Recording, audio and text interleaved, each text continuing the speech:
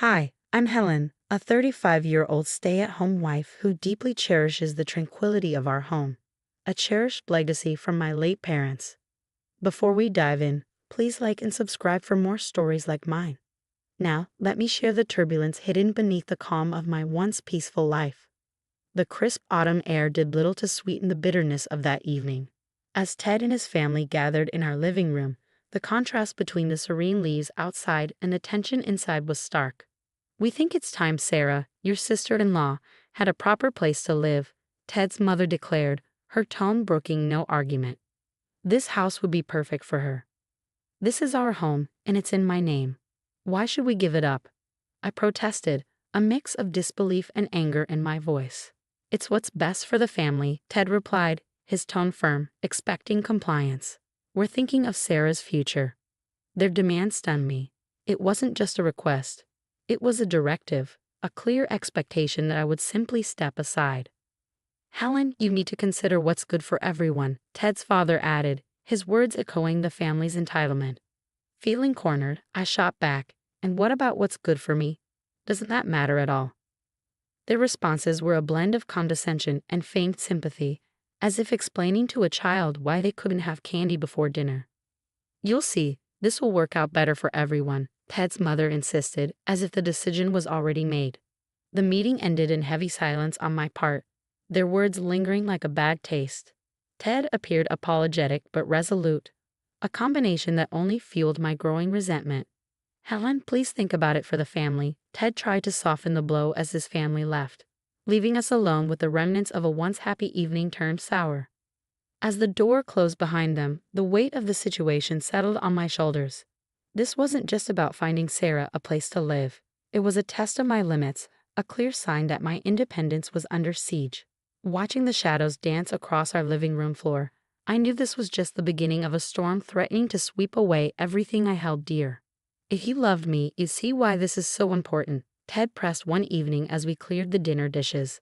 His plea cut sharply against the quiet clinks of porcelain.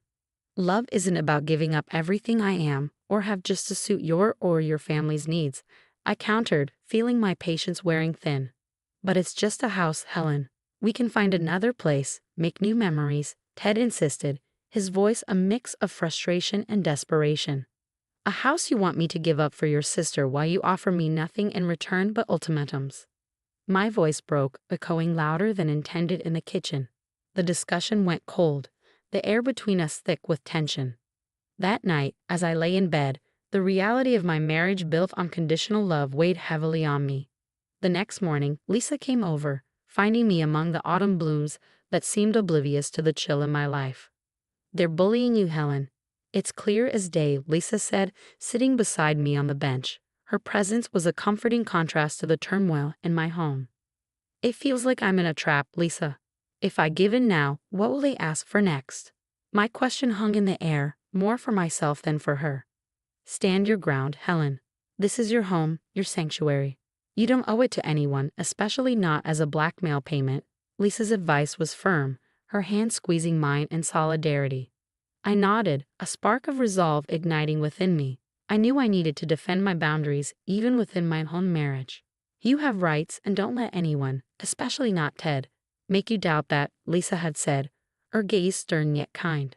Her words echoed through my mind as the days passed. Each attempt by Ted to sway me seemed to clash against the shield of determination I was building. "I need you to understand this isn't just about what I want. It's about respect," I told Ted one evening. No longer pleading, I was now firmly asserting our roles. Ted looked at me, perhaps for the first time truly seeing the resolve in my eyes. "I didn't realize it was this serious to you," he admitted, his voice softer, but it was too late for softness. "It is serious, Ted. It's not just about a house. It's about whether I'm a partner in this marriage or just a pawn in your family's games," I declared, the clarity of my stance crystallizing with each word. As the confrontation drew to a close, the air felt different, charged with the potential for change, whether together or apart. Whatever the outcome, I knew Lisa was right. This was about control, and I was no longer willing to be controlled. "If you don't agree, Helen, I don't see how our marriage can continue," Ted said coldly one afternoon, his ultimatum hanging heavily between us. "Family unity? Or is it just about what your mother and you want, regardless of my feelings? I asked sharply, not only seeking his response, but also highlighting the unilateral decisions being forced upon me. This isn't just my decision. It's what's logical for everyone involved, Ted replied, trying to frame his assertiveness as rationality. Logical for whom, Ted? Because it certainly doesn't feel logical to me. The person whose name is on the deed. The person who inherited this house from her parents, I countered. The intensity of my own voice surprised me, a stark reminder of everything at stake. As the days passed, every conversation with Ted seemed to drive us further apart. His family's demands echoed in his words, overshadowing our shared history. Desperate for clarity and support, I reached out to Lisa again. You need to think about your future, Helen. This isn't just about a house, it's about how you're treated in this relationship, Lisa advised over coffee in her warm, inviting kitchen. Her words were sincere and forthright, a compass in the storm. I know, Lisa. I feel like I'm at a breaking point. It's not just about the house anymore. It's about respect and my autonomy. I confided, the weight of my reality sinking in. Then maybe it's time to consider what your life would look like without Ted. If he can't respect your autonomy, is that really the partnership you want to continue? Lisa's question wasn't just hypothetical. It was a call to action. Her question lingered in my mind, growing louder with each passing day. The thought of taking such a definitive step was daunting, yet increasingly necessary. One evening, as Ted brought up the topic again, I found the courage to confront the future. I felt a mixture of fear and resolve as I spoke. If this marriage can only continue on your terms and your family's terms, then maybe it's not a marriage I can stay in. My voice carried the strength of my inner determination. Are you saying you want a divorce? Ted's reaction was a blend of disbelief and anger, his facade of control slipping. I'm saying I want a marriage based on mutual respect and love, not ultimatums and control. If that's not possible, then yes, maybe a divorce is the only answer, I replied, each word measured to reflect the pain and empowerment of my decision. Ted was silent, his usual rebuttal absent as the weight of our conversation settled around us. The next days blurred with tension, each of us contemplating the potential end of our marriage. I took steps to protect my interests, meeting with a lawyer to discuss my options and prepare for possible legal battles. You have strong grounds to keep your property, and if it comes to divorce, to defend your rights, the lawyer assured me, her professionalism a stark contrast to the emotional chaos at home. Armed with legal advice and newfound determination, I readied myself for whatever lay ahead, whether reconciliation or separation. I was prepared to face it on my terms, no longer a bystander but the author of my own story. You've gone too far, Helen. How could you do this to us, to me? Ted's voice thundered through our soon-to-be former home as I folded my last set of linens, methodically smoothing the creases to calm my rattled nerves. It was never about us, Ted. It was always about what you and your family wanted. I'm reclaiming my life, I replied, my voice calm and steady in contrast to his escalating anger. This is betrayal, Helen. You've betrayed my trust and my family's, he accused, his face flushed with fury. Betrayal? I think not. Protecting myself from manipulation isn't betrayal, I countered, standing firm in my decision. I countered, my resolve hardening with each word as I continued packing. Ted's mother, Martha, entered the room like a chilling gust of wind. You're destroying this family, selling this house out from under us. You selfish girl, she hissed, her words laced with venom. I am not responsible for holding together a family that doesn't respect me, I said, facing her with a defiance that had been building over years of suppressed grievances. This was my home, my sanctuary, and I will not be bullied into submission. Ted stood between us, torn between allegiances. Is there no way we can resolve this? Think about what you're doing, Helen. I've thought about it more than you know. It's decided, Ted. I am moving on.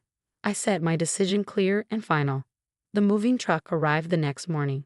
As I oversaw the loading of my life into boxes, Ted tried one last time. You don't have to do this, Helen. We can work it out. I needed a partner who stood by me, not one caught between me and his family's demands, I replied, not pausing in my tasks. With each box that left the house, I felt a weight lifting. I wasn't just moving my belongings. I was shifting the boundaries of my life, setting new, healthier limits. As the final items were loaded, I took one last look at the house. It had been a place of love and conflict, of growth and retreat. Now it was just a building in my rearview mirror. Goodbye, Ted. I wish things could have been different, I said, more to close the chapter than out of hope for reconciliation.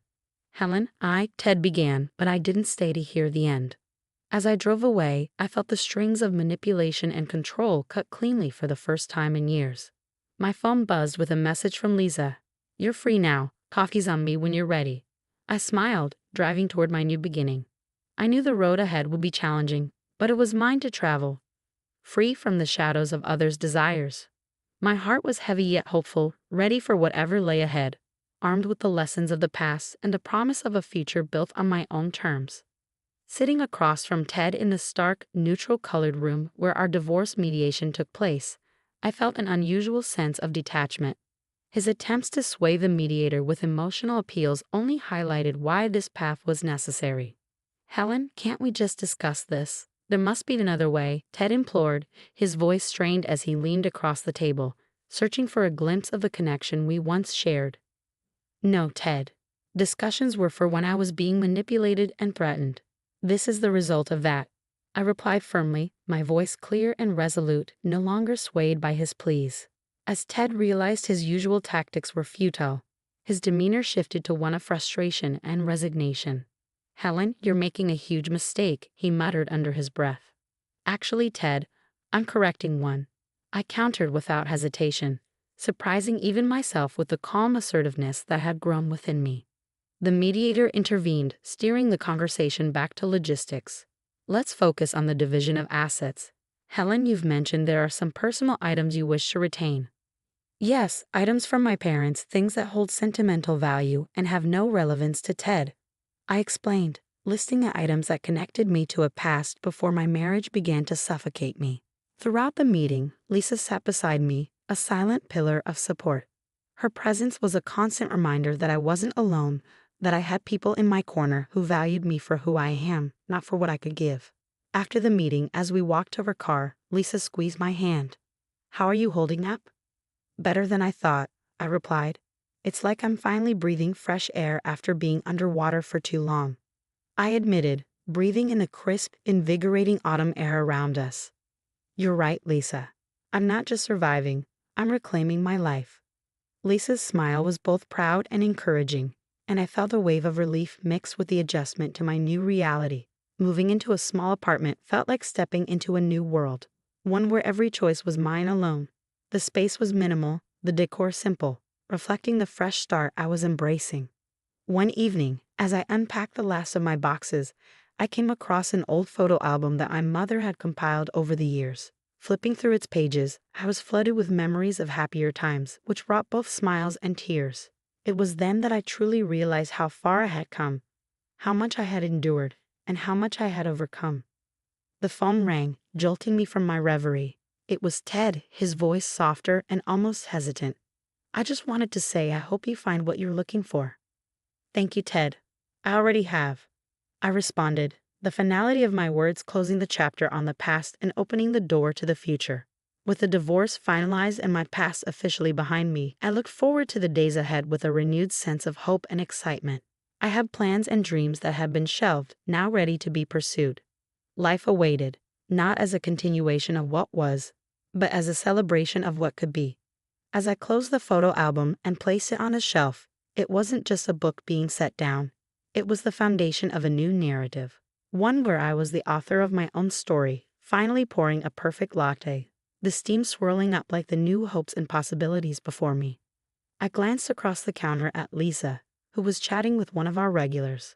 The cafe buzzed with the lively energy of a community coming together, a stark contrast to the isolation of my past life.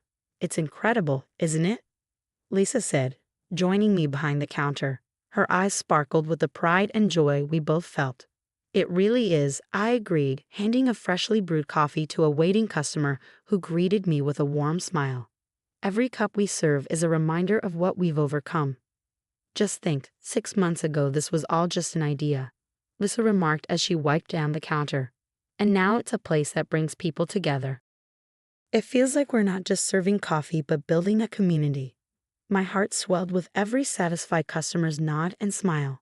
The bell above the door jingled as a new customer walked in. It was Mia, a young woman who had recently moved into the neighborhood. She approached the counter with a shy smile. "Good morning. Could I get the usual, please?" Maya asked, her tone friendly and familiar. "Of course, coming right up," I replied, starting on her drink. "How's the new job going?" "It's going well, thanks for asking. This place has become a part of my morning ritual. It's so comforting," Mia shared, her gratitude evident. Hearing this, I felt an immense satisfaction that went beyond just business success. Our cafe was touching lives, offering comfort and a sense of belonging. As the morning rush waned, Lisa and I took a moment to enjoy a coffee together. "We should think about hosting some events here, maybe live music nights or art shows," Lisa suggested, always thinking of ways to deepen our cafe's connection with the community. "I love that idea. Let's turn this place into a hub for creativity, where artists can showcase their work," I said, thrilled by the prospect of expanding our impact. Just then, my phone chimed softly with a message from Ted, the first in weeks. "I heard about the cafe. Congratulations. It seems like you're really making a new start." Reading the message, I felt a swirl of emotions. I typed back, "Thank you, Ted. It's a new chapter." The finality of our past relationship cast a bittersweet shadow over my new life. Putting my phone away, I turned back to Lisa. "So about the live music night, let's set a date. It's time to celebrate growth, creativity, and community." As the day went on, the cafe buzzed with the afternoon crowd, each person adding to the story of our place. Behind the counter, I found a comforting rhythm in the routine, each swirl of cream a symbol of my newfound peace. Closing the cafe that evening, I locked the door and stood outside, gazing through the large windows at the cozy space we had created. The journey from a life controlled by others to one where I was the master of my own destiny had been long and challenging. But as I turned the key and stepped into the cool evening air, I knew every difficult step was worth it. This wasn't just a new beginning, it was my reclamation of life, joy, and autonomy. In this little cafe, I wasn't just surviving, I was thriving. Now I'd love to hear from you. Do you think Helen was right to sell the house without discussing it with Ted, given the circumstances? This situation raises important questions about personal freedom versus family obligations. What's your take on balancing these aspects in a relationship? Share your thoughts in the comments below. And if you enjoyed this story, please like the video and consider subscribing to the channel for more engaging content like this. Your support helps us keep these stories coming.